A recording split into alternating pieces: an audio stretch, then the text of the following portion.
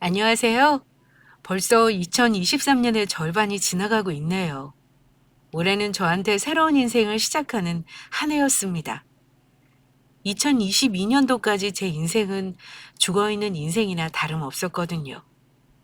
저는 자그마치 5년이 넘는 시간 동안 바람을 피운 인간과 한 집에 살았던 여자입니다. 현재는 이혼을 한 상태예요. 이혼을 준비하는 와중에 친정엄마가 갑작스레 돌아가셨죠. 남편 모르게 준비하던 이혼이었는데 그놈은 그 사실도 모른 채 저희 친정엄마의 장례를 치르는 와중에 자기 여동생 신혼집을 저희 엄마 사망보험금으로 사주려 했습니다. 자기가 외도를 저질렀다는 사실을 제가 전혀 모를 거라는 착각에 빠져서 말이에요. 그런 인간과 한 집에서 한 이불을 덮고 살았다니. 지금도 그 사실을 떠올리면 역겨운 기운이 올라옵니다. 오늘 저는 제가 어떻게 남편의 외도를 알게 되었는지를 중점으로 말씀드리면서 제가 살아온 삶도 들려드리려고 해요. 글솜씨가 어찌하는지는 저도 잘 모르겠다만 최선을 다해서 열심히 적어보겠습니다. 그럼 지금부터 제 인생 이야기를 시작할게요. 딸은 엄마 팔자 따라가는 거야. 요즘도 저런 말을 쓰려나요? 제가 어릴 적만 해도 저런 이야기를 많이 들었었는데 말입니다. 저와 엄마는 유독 저 말을 참 싫어했어요. 엄마로서 우리 엄마의 삶을 딸인 내가 멋지게 만들어 주었을지 저도 반신반의했지만 여자로서의 우리 엄마 삶은 최악이었다는 건 확실하게 이야기할 수 있습니다. 제 어린 시절에 엄마는 아빠와 있을 때면 늘 울기만 했어요. 엄마는 제가 그런 자신의 삶을 닮을까 늘 두려워했죠. 어린 시절 이야기를 먼저 꺼내는 건 제 이혼 사유와 제 어린 시절이 맞닿아 있기 때문입니다. 갈라서 자고? 어? 아휴, 야, 야! 사람이 말을 하면 얼굴을 좀 봐라, 어? 그만 좀 질질 짜! 갈라서 자니까는?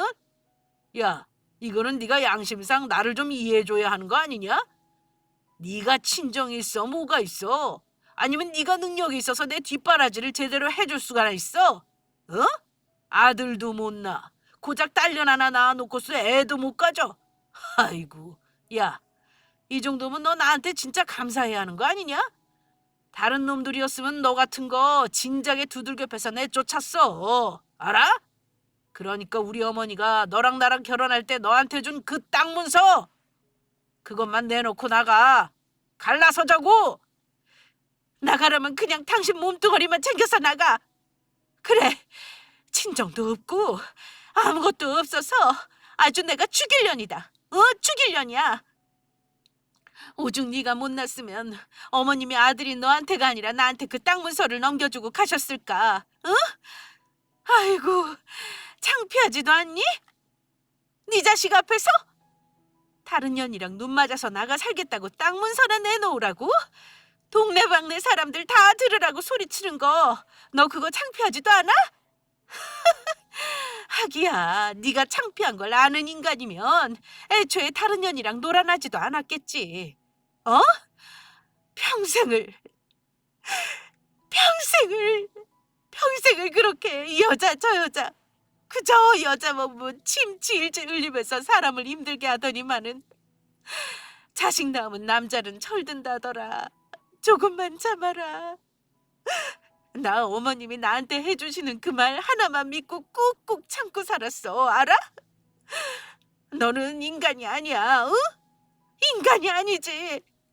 어떻게 어떻게 아비라는 인간이 이럴 수가 있어? 어떻게? 아유, 아우 지겨. 야, 너 내일 안으로 땅 문서 집 마루에 내놓고 짐 싸서 애랑 나가. 알겠어? 집에 들어앉아 있기만 해봐. 내가 가만 안 둬.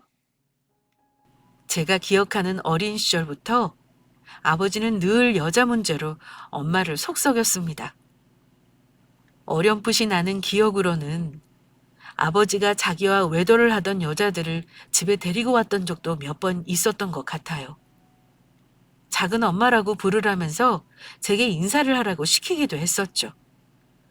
그러다 아버지가 나중에는 돈 많은 여자를 만났다면서 자기도 새 인생 살아야 하니 엄마한테 집을 떠나라고 했습니다. 저를 데리고 나가라고 말이에요.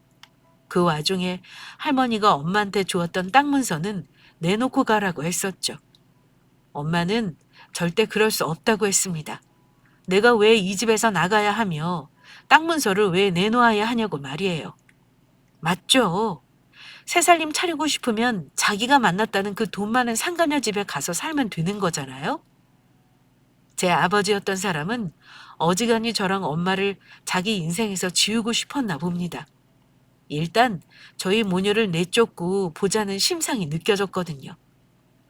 그렇게 아버지가 온 집안을 다 헤집어 놓고 나간 그날 새벽, 저는 숨이 막힐 듯한 더위를 느끼고 잠에서 깼습니다. 숨이 막힐 정도로 말이에요. 어렴풋이 눈을 떠보니 엄마가 저를 꼭 끌어안은 채 웅크리고 있었습니다. 집안에는 불길이 활활 치솟아 오르기 시작했죠. 아이고, 이걸 어떡해? 미나 엄마! 미나야! 얼른 문 좀 끼얹어봐요. 아유, 소방차가 왜 이렇게 늦어? 아이고, 이러다 사람 죽어. 미나야! 미나 엄마! 괜찮아, 미나야. 괜찮아. 미나야, 숨을 너무 깊게 쉬면 안 돼. 그리고 저와 엄마는 의식을 잃은 것 같았습니다. 눈을 떠보니 엄마랑 저는 병원에 있었어요. 엄마는 목덜미부터 꼬리뼈까지 크게 화상을 입었고 저는 왼쪽 손등에만 화상을 입었죠. 아버지라는 사람은 병원에 오지 않았습니다. 그대로 경찰서로 끌려갔거든요. 불을 지른 건 그 사람이었습니다. 제 아버지라는 사람이요. 저와 엄마가 그 집에서 나갈 것 같지 않아서 불을 질렀다고 했대요. 끔찍하죠? 엄마와 저는 그날 이후로 단 한 번도 아버지라는 사람에 대한 언급을 하지 않았습니다. 나중에 커서 딱 한 번 들었어요. 그 사람은 방화죄로 감옥에 갔었다고요. 그래야죠. 남도 아니고 자기 가족을 죽이려 들었던 사람인걸요. 그렇게 저와 엄마는 그 이름이 잔뜩 묻은 땅 문서를 가지고서 엄마와 저의 삶을 살기 시작했습니다. 여자 혼자의 몸으로 저희 엄마는 부족한 것 없이 저를 키워주셨어요. 그런데도 늘 저를 보면 미안하다는 말씀만 하셨죠. 당신이 더 꽉 끌어안았다면 얘가 손등에 화상을 입지 않았을 거라고 말입니다. 저는 괜찮았어요. 제 상처에 엄마와 제 얼굴을 그려 넣었죠. 타투로 말입니다. 하지만 상처가 아물고 저는 그 상처를 타투로 새로 덮었지만 제 마음에는 결혼이라는 것에 대한 불신이 컸어요. 그 불신까지 덮기엔 어린 시절에 받은 상처가 너무 컸던 거죠. 나는 결혼할 생각 없다니까? 내가 얘기했었잖아. 왜 결혼하기 싫은 것인지. 내가 과연 다를까? 나는 그냥 지금처럼 너랑 나랑 이렇게 지내는 것도 나쁘지 않다고 생각해. 그런 게 어딨어, 어? 냉정하게 말해서 그거는 어머님이랑 아버님 사이였던 거고 너랑 나는 다르잖아. 내가 아버님이야? 아니면 네가 어머님이야? 아니잖아. 그냥 너랑 나, 우리가 결혼해서 살면 우리가 결혼해서 우리 인생 사는 건데 그게 어떻게 똑같이 사라지겠어? 어? 내가 너한테 그럴 것 같아? 아니야. 아닌 거 알잖아. 내가 그런 사람이었으면 진작에 너랑 헤어졌겠지. 안 그래? 그래. 네 말대로 지금처럼 지내는 거 나쁜 거 없어. 이게 무슨 소리인 줄 알아? 결혼해도 지금 같을 거라는 거야. 너도 알잖아. 내가 그럴 사람 아니라는 거.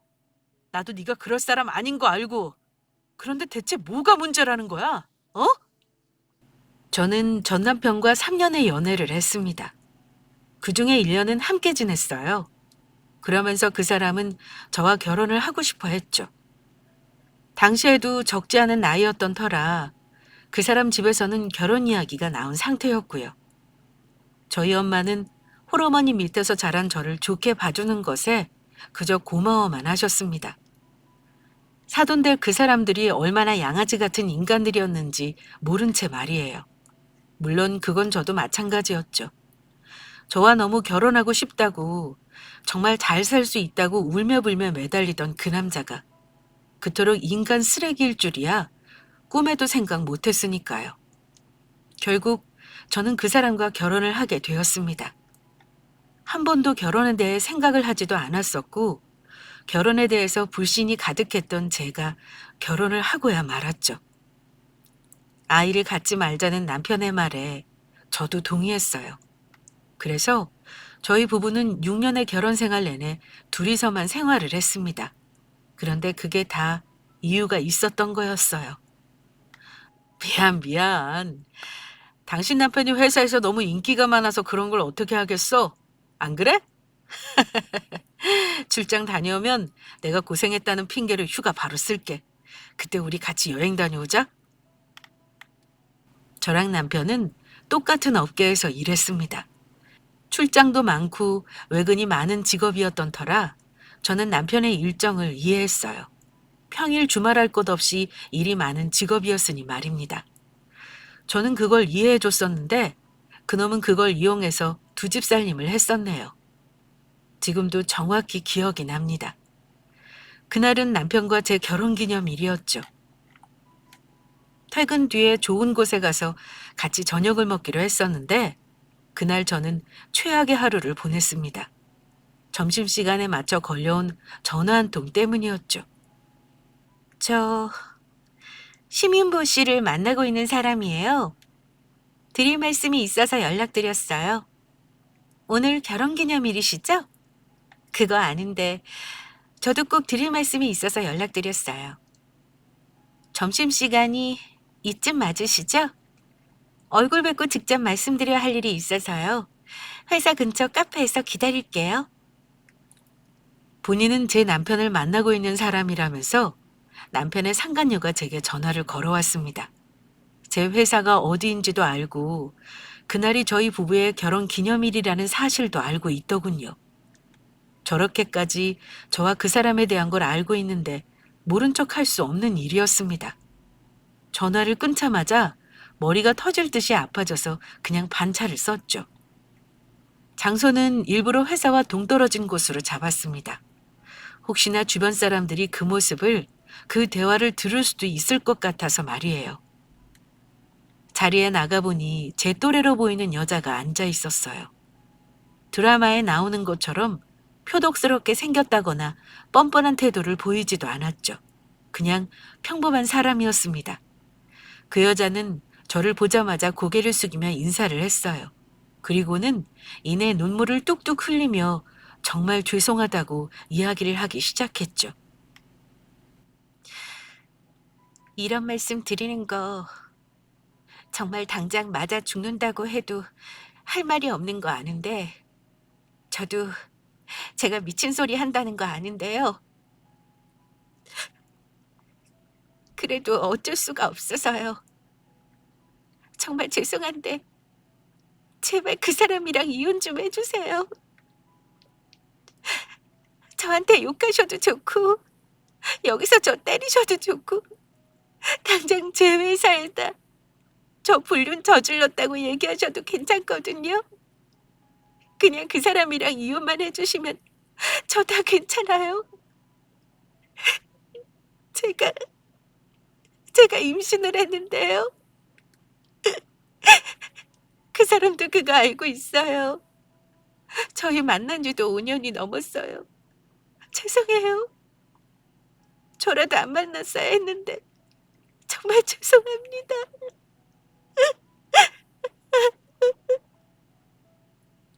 상간녀 입에서 나오는 이야기는 영화 한 편이나 다름없었습니다.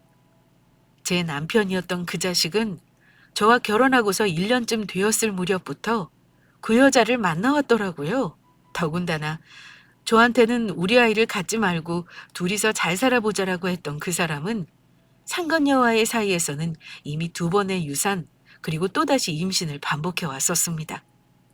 그 여자 말로는 앞선 두 번의 유산을 했을 때도 제 남편이라는 인간이 자기한테 권유를 해서 그랬다고 했죠. 그 사람이 지금은 이혼하기에는 당장 다시 저랑 재혼해서 뭐를 할 상황이 아니라고 했어요. 일단 아이는 나중에 둘이 재혼해서 살 때 그때 낳아도 늦지 않으니까 그렇게 하라고. 그런 일이 두 번이나 있었어요. 그런데 이번에도 또 그러면 저는 진짜 못 살 것 같아요. 그렇다고 해서 그 사람 없이 살 자신도 없어서 제가 정말 죄송합니다. 제가 정말 죽을 죄를 지었어요. 그런데 냉정히 말해서 미나 씨는 지금 아이도 없고, 그리고 오늘 제가 보자고 찾아온 것 절대로 그 사람한테 말하지 말아주세요. 그냥 모른 척 이혼해 주시면 안 될까요? 그 사람 분명히 제가 미나 씨 찾아온 거 알면 저한테 헤어지자고 할 거예요. 제발요. 짝! 저는 무표정한 얼굴로 제 앞에 앉아 있는 상간녀 뺨을 내리쳤습니다. 그 여자는 아무런 반응도 하지 않은 채 그 자리에 그대로 눈물만 뚝뚝 흘리고 있었어요. 마음대로 해도 괜찮다고 해서 때린 거예요. 이 정도로 애한테 뭐 큰 무리는 안 갈 것 같으니까. 이 정도는 내가 하고 싶어서 했어요. 내가 이 정도는 해도 되는 거 맞죠? 가정 있는 남자 5년 넘도록 만난 여자한테 내가 이 정도도 못하면 나야말로 화병 나서 죽을 것 같아서요. 그 사람이랑 정말 5년 만났고 뱃속에 있는 애가 그 사람 애라는 증거 있어요? 그럼 나한테 한번 보여줘봐요. 지금 이 자리에서 보여줄 수 있냐고요. 나한테 굳이 전화해서 얼굴 보고 이딴 얘기하려고 한 거면 그쪽도 어느 정도 마음 먹고 나왔을 거 아니에요? 증거 있어요? 증거 있으면 보여줘봐요. 저는 상간녀한테 네가 내 남편이랑 외도를 해왔다는 증거가 있냐? 있다면 나한테 당장 보여줘봐라라고 이야기를 했습니다. 상간녀는 순순히 자기 핸드폰을 제게 내밀더군요. 그 안에는 상간녀와 제 남편이었던 그놈이 수년간 함께 외도를 저질러 온 무수한 증거들이 담겨 있었습니다. 상간녀가 이번에 임신했을 때 그 사람과 나눈 카톡 내용도 보란 듯이 있었고요. 그걸 보는데 헛웃음이 났습니다. 엄마한테는 너무 미안했지만 역시나라는 생각이 들었어요. 역시나 딸은 엄마 인생 담는 거구나. 엄마한테는 정말 너무나 미안했지만 그 생각이 바로 떠올랐습니다.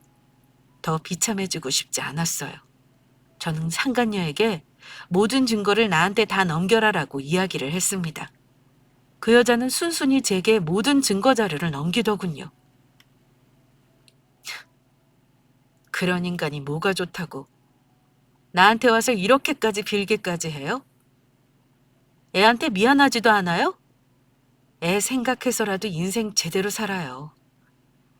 그쪽 말대로 그 자식한테 오늘 그쪽이랑 나랑 만난 거 얘기 안 할 거예요. 그러니까 그쪽도 오늘 나랑 만난 거 그 자식한테 말하지 말아요. 말하는 순간 나는 이혼 그대로 하는 대신에 그쪽도 상간녀로 고소할 거예요. 알겠어요? 감사합니다. 감사합니다. 감사합니다. 당신네 좋으라고 이혼하는 거 아니니까 감사하다는 소리 하지 말아요. 나 그 인간이랑 이혼하면서 그 인간 개털 만들어서 내쫓을 거예요. 그렇게 좋아 죽겠는 사람이면 그쪽이 다 알아서 하겠죠? 감사합니다. 죄송해요. 참 눈물겨운 사랑 아닌가요? 저 모습 보는데 나는 과연 저 정도로 그 인간을 사랑하는가? 스스로한테 의구심이 들었습니다. 그 인간이 바람을 피웠다는 사실을 알기 전까지는 저도 저 정도로 사랑은 했던 것 같았지만 외도를 저지른 사실을 안 이상 저는 더 그 사람을 사랑하지 않았습니다. 내가 어떤 어린 시절을 보내왔고 뭘 겪었는지 다 아는 사람이 나를 두고 외도를 저질렀다면 이 관계는 끝내는 게 맞는 거니까요. 하지만 그렇다고 해도 저는 상간녀를 믿을 수가 없었어요. 임신한 몸이니 내가 데려다 주겠다고 하면서 저는 그 여자가 사는 집을 알아냈습니다.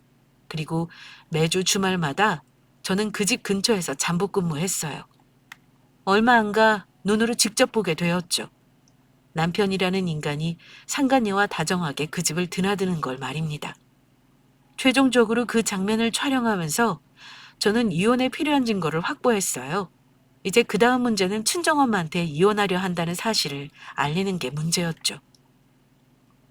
어떻게 이야기해야 엄마가 자기 탓을 안 하게 말씀드릴 수 있을까?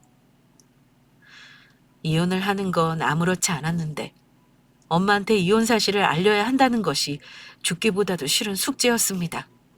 그렇게 몇 날 며칠을 혼자서 마음고생을 하고 있다가 이제는 이야기해야겠다 마음 먹고 핸드폰을 드는데 때마침 엄마한테서 전화가 걸려왔어요. 저는 심호흡을 하고 나서야 전화를 받을 수 있었죠. 여보세요? 엄마, 저기 있잖아. 이육자님 따님 되시죠? 지금 어머님이 교통사고로 병원에 계십니다. 상황이 좋지 않아서요. 최대한 빨리 와주세요.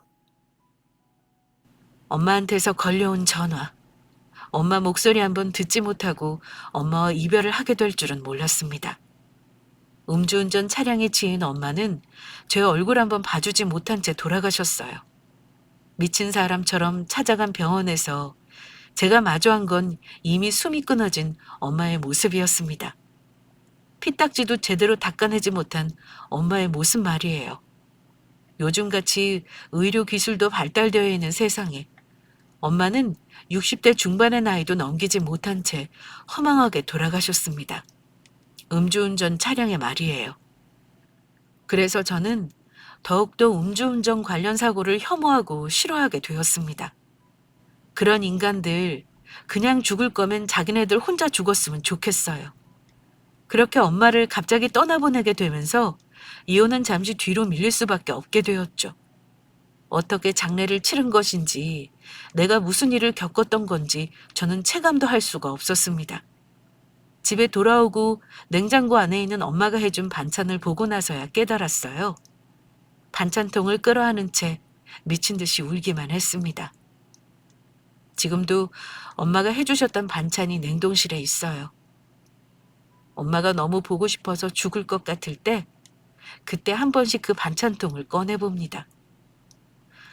그렇게 정신없는 하루를 보내고 있는 제게 어느 날 신우가 연락이 왔습니다. 친정엄마 장례를 치른 지 2주 정도 지났을 때였죠. 언니, 몸은 좀 괜찮아요? 언니도 힘든데 상황도 그런데 집까지 해주고 고마워요, 언니. 언니 덕분에 결혼할 수 있을 것 같아요. 시댁에서 내가 집 했다고 하니까 태도부터 다 달라지는 거 있죠? 고마워요, 언니. 그게 무슨 말이에요, 아가씨? 아가씨 집을 해줬다고요? 언니가 이번에 나 신혼집 하라고 아파트 계약해줬다고 오빠가 그러던데요? 사돈어른 돌아가시면서 유산이랑 보험금 그거 나오는데 언니가 그걸로 저 신혼집 해주라고 했다고.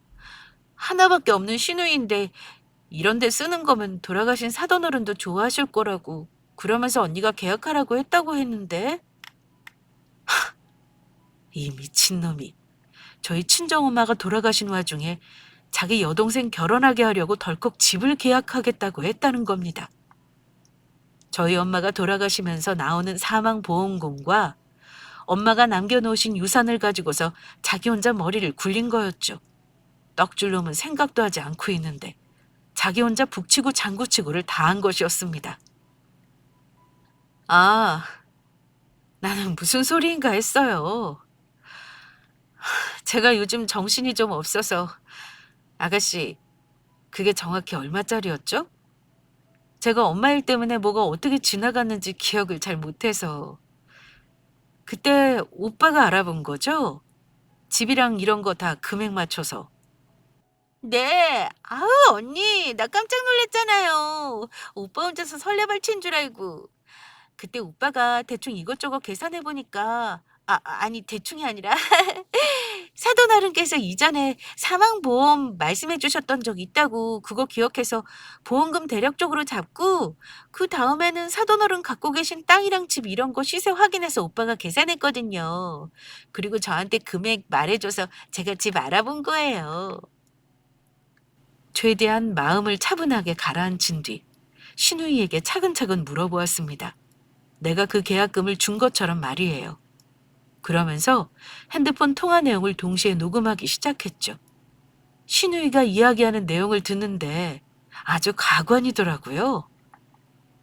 그 자식은 저희 엄마의 사망 소식을 들은 그날부터 장례 기간 내내 저희 엄마 앞으로 나오는 사망보험금과 유산을 머릿속으로 대략적인 계산을 끝낸 것이었죠. 그리고는 그 금액대로 하여 잔금을 치를 수 있는 정도의 괜찮은 위치의 아파트를 보라고 신우한테 이야기했던 것입니다. 계약금 정도야 자기가 가진 돈으로 할 수 있으니 꼴에 자기 여동생 결혼시킨다고 계약금도 자기 돈으로 내놨다네요. 잔금은 저희 친정엄마 보험금과 유산으로 치를 생각하고서 말입니다. 그냥 사람이 아닌 거죠. 어떻게 그런 일을 겪는 저를 뻔히 봐놓고 그 돈으로 자기 여동생 집을 해줄 생각을 할 수가 있었던 걸까요? 아무리 돈이 좋다고 해도 길 가다 마주친 남도 아니고 연애 시절을 포함하면 10여 년 가까이 장모님 해가면서 우리 엄마를 봐놓고는 어떻게 엄마의 죽음을 두고서 자기는 식구들 이익 챙기기에 급했던 건지 나는 이런 인간과 대체 뭘 하면서 살아온 건가? 나중에 가서는 내가 나를 질책하고 있더라고요. 이건 아니다 싶었죠. 왜 피해를 입은 사람이 자신을 힘들게 해야 하나요? 잘못을 저지른 사람은 따로 있는데 말입니다. 이게 뭐야? 이게 뭐냐니까? 야, 미나야, 이게 뭐냐고 지금? 무슨 갑자기 뜬금없이 이혼이야, 이혼이. 뭐야, 지금? 사람이 물으면 무슨 말이라도 좀 해줘야지. 뭔데? 내가 너한테 뭐 잘못했어? 이게 뭐냐니까? 눈 없어? 이혼 사유잖아. 이혼하자고. 아니, 그러니까. 왜 갑자기 이혼이냐고.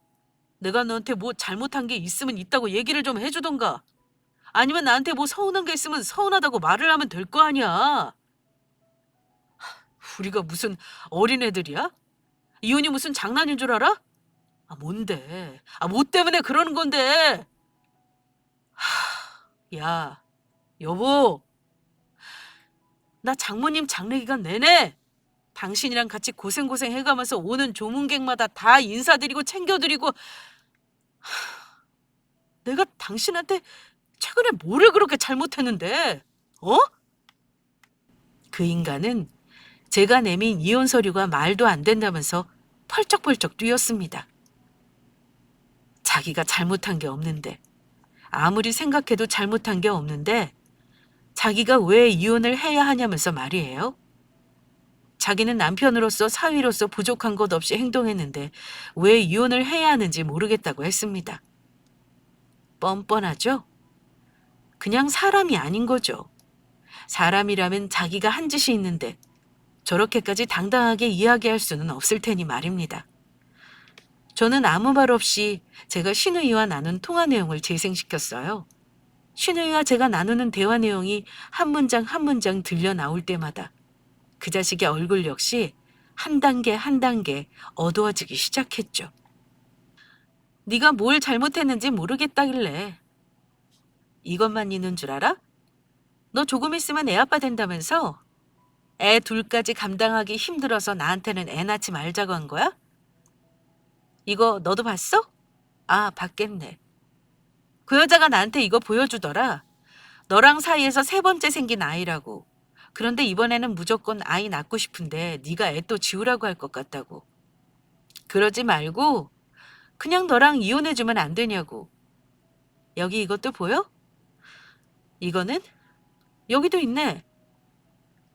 뭘 그렇게 빤히 봐.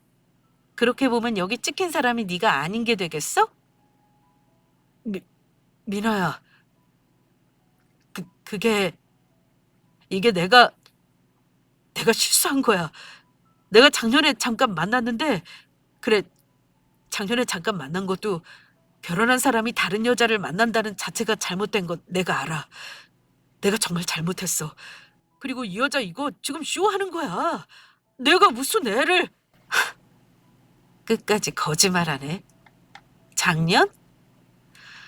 그 여자가 나한테 보여준 것만 해도 너 나랑 결혼하고 1년 좀 지나서부터 계속 이 여자 만났던데. 실수는 순간 저지르고서 다신 안 하려고 하는 게 실수인 거고. 나 몰래 이 여자랑 연락하고 나 모르게 이 여자 만나고 이런 게 너는 실수라고 생각하는 거야? 너는 내가 바본 줄 알아? 그래. 네가 다른 여자 만나서 애를 낳든 말든 그거 나 신경 안 써 이제. 그런데 너 내가 우리 엄마 그렇게 사고당하고서 몇 번을 울다가 쓰러지고 정신 차리고 그거를 반복하고 있을 때 너는 그 옆에서 우리 엄마 보험금이 얼마 나오는지 엄마가 남긴 유산이 얼만지 그거 계산하고 있었잖아. 나는 그게 너무 역겨운 거야. 그리고 누가 그 돈 너한테 주겠다고 했었어? 내가 너한테 그랬니? 왜 내가 이야기하지도 않은 걸 너 혼자서 난리를 쳤어? 나 네 여동생 결혼하는데 돈 쓰고 싶지 않아. 내가 왜? 네 여동생 결혼시키고 싶으면 네가 너 돈으로 알아서 해. 왜 네 여동생 결혼하는 걸 우리 엄마 돌아가시면서 나오는 돈으로 하는 건데? 이미 증거를 내밀었는데도 그 자식은 그 와중에 또 거짓말을 하려 들었습니다. 상관녀를 통해서 그리고 증거를 통해서 제가 알게 된 건 여러분께 앞서 말씀드렸듯이 저와 결혼하고 1년 조금 지났을 무렵부터 시작한 그놈의 외도. 자그마치 5년이 넘도록 이어온 그 외도를 1년밖에 안 된 외도로 포장을 하려 하더라고요. 끝까지 치졸하고 비겁한 인간이었습니다. 제가 모든 증거를 내밀면서 상간녀를 통해 내가 들은 이야기 그리고 내가 직접 상간녀의 집 앞에서 니들 둘이 드나드는 걸 찍었다고 했더니 그 자식은 털썩 무릎을 꿇고 빌기 시작했습니다. 말 그대로 손이 발이 되도록 진작 되었을 것처럼 싹싹 빌기 시작했어요. 미라야, 여보, 내가 정말 잘못했어. 나 그 여자랑 정리할게. 그 여자한테 애 지우라고 할 거야. 비겁하게 들리겠지만 나 당신이랑 살면서 단 한 번도 이혼 생각했던 적 없어. 알잖아. 내가 당신을 얼마나 사랑하는데. 그냥 그 여자는 하도 불쌍하게 매달려서 나 아니면 죽을 거라고 자꾸 날 협박하길래 내가 계속 어쩔 수 없이 그 여자한테 끌려다녔던 것뿐이야. 어? 미나야, 우리가 어떻게 이혼을 해? 어? 나는 너랑 절대 이혼 못해. 이혼 안 해. 미나야, 여보! 더 말하고 싶지도 않다. 이혼 안 하고 못 하는 건 그건 네 생각인 거고 내 생각은 너랑 이혼하는 게 맞거든? 그러니까 이혼하자고. 있잖아. 내가 너랑 결혼했다는 게 그게 내 인생에서 얼마나 큰 결정이었는 줄 알아? 내가 너한테 분명히 이야기했었지? 나는 결혼하기 싫다고. 돌아가신 우리 엄마가 어떻게 살아왔는지 내 눈으로 너무 선명하게 다 봐서 결혼하기 싫다고 했었어. 그런데 그때 네가 나한테 뭐라고 했었어? 너랑 나는 다르지 않냐고. 우리 둘이 결혼해서 사는 게 어떻게 장인 장모님과 똑같겠냐고. 네가 나한테 얘기했었어. 내 손에 있는 화상 이거 어떻게 생긴 것인지 다 아는 네가 나한테 호언장담하면서 얘기했었어. 그런데 지금 봐봐라. 이 꼴이 뭔지. 고맙다. 고마워. 당신이 나한테 아주 제대로 인지를 시켜줬네. 딸은 엄마 팔자 따라간다고 제대로 인지를 시켜줬어. 고맙다, 고마워. 미나야, 미나야, 나 너랑 이혼 못해. 우리 둘이 이혼하면 시영이 이 집은 어? 시영이 신혼집은 어떻게 하라고? 우리 시영이가 너 친언니처럼 잘 따랐던 거 그거 네가 더 잘 알잖아. 그래, 내가 꼴 보기 싫고 하는 거 그거 내가 너한테 그러지 말라고 말 안 할게. 그런데 너랑 나랑 이렇게 이혼해버리면 우리 시영이 신혼집 날아가는 건 물론이고 나 계약금도 날려. 그리고 너도 알잖아. 시영이 결혼하려고 하는 그 자식 집에서 우리 집 얼마나 무시했는지. 너도 시영이가 결혼해서 무시당하는 거 싫을 거 아니야. 안 그래? 미나야. 정신 나간 인간. 아니, 인간이 아니죠. 지구상에 있는 어떤 생명체에 견주어도 최악. 말단에 있어야 할 그 자식은 자기가 저랑 이혼하게 되면 자기 여동생 신혼집은 어떻게 하냐고 이야기를 했습니다. 이혼하게 되면 장모님 보험금이랑 유산으로 동생 아파트 잔금 처리하려 한 일이 다 날아가 버린다고 말이에요. 그러면서 집을 날리게 되면 자기가 그 아파트 계약금으로 낸 돈도 날아가고 여동생 결혼도 파혼될 수 있다고 말입니다. 저는 신우이와 사이가 좋았어요. 시어머니도 좋은 분이셨고요. 평소에도 신우이였던 그 친구와 카페를 간다거나 통화도 자주 했습니다. 외동이었던 저한테 여동생이 생긴 것처럼 저는 신우이와 참 가깝게 지냈어요. 그놈은 제가 신우이를 아낀다는 걸 약점으로 삼아서 어떻게든 제 마음을 돌리려 했던 것 같았죠. 하지만 아무리 가깝게 지내고 뭘 했더라도 내 인생 먼저 구원하는 게 먼저 아니겠습니까? 개소리하지 말아라라는 태도로 저는 그 자식한테 이혼 서류를 내던졌어요. 막말로 신혼집 마련 못 해왔다고 파혼하자고 하는 집이면 그 결혼 안 하는 게 맞는 거야. 너는 오빠라는 놈이 네 여동생한테 어떤 게 좋은 것인지 모르겠니? 됐고, 네 계약금 날리는 거 그거 나랑 상관없는 일이야. 어쨌든 나는 너랑 이혼할 거고 오늘 네가 여기서 합의 이혼 도장 안 찍는다고 버티면 나는 너랑 이혼 소송이라도 할 거야. 그럼 네가 잃은 것만 더 많아지는 거 알지? 그러니까 그냥 이혼해. 나 있잖아. 너랑 더 얼굴 쳐다보고 얘기하고 싶지도 않고 너랑 말 섞고 싶지도 않아. 이혼 안 해! 나 절대 못 해. 내가 그 여자 계속 만나겠다고 하는 거 아니잖아. 그 여자랑 정리하겠다니까? 지금 당장 정리할게. 지금 당장 정리한다고. 에? 나 애 같은 거 관심도 없고 낳아서 키우고 싶지도 않아. 그거 당신도 알잖아. 미나야, 내가 너한테 잘못한 거 없다는 거 아니야. 나도 내가 바람 피우고 잘못한 거 인정할게. 인정한다고! 그런데 이혼은 못 해. 안 해! 나 솔직히 말해서 너랑 이혼하기도 싫고 시영이 신혼집도 마련해주고 싶고 계약금 날리는 것도 싫어. 내가 정말 잘한다고. 내가 잘할게. 말이 안 통하는 상황이었습니다. 아예 제 말을 듣지를 않았어요. 그래서 저는 시어머니, 시누이, 상간녀한테 다 전화해서 이 모든 상황을 알렸습니다. 상간녀는 당장 오겠다면서 오열을 해댔고 시어머니는 쓰러지기 일보 직전이 되셔서는 시누이한테 부축을 받아 병원을 가셨죠. 그놈은 제가 그렇게까지 할 줄 몰랐었나 봅니다. 제가 그렇게까지 하고 나서야 사색이 되어서는 버럭 화를 냈죠. 어떻게 이렇게까지 할 수 있냐고 말입니다. 솔직히 그건 제가 하고 싶은 말이었죠. 자기가 저한테 어떻게 그럴 수 있었냐고 제가 묻고 싶은 말이었어요. 말 그대로 밑바닥까지 보았습니다. 그 자식과 저 서로 밑바닥까지 본 거죠. 아무래도 말이 통하지 않을 것 같길래 저는 제 친구들에게 와달라고 했어요. 동네에 친구들 몇 명이 살고 있었거든요.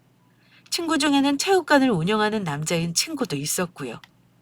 그 자식은 결국 제 친구들 손에 이끌려 집에서 끌려나갔습니다.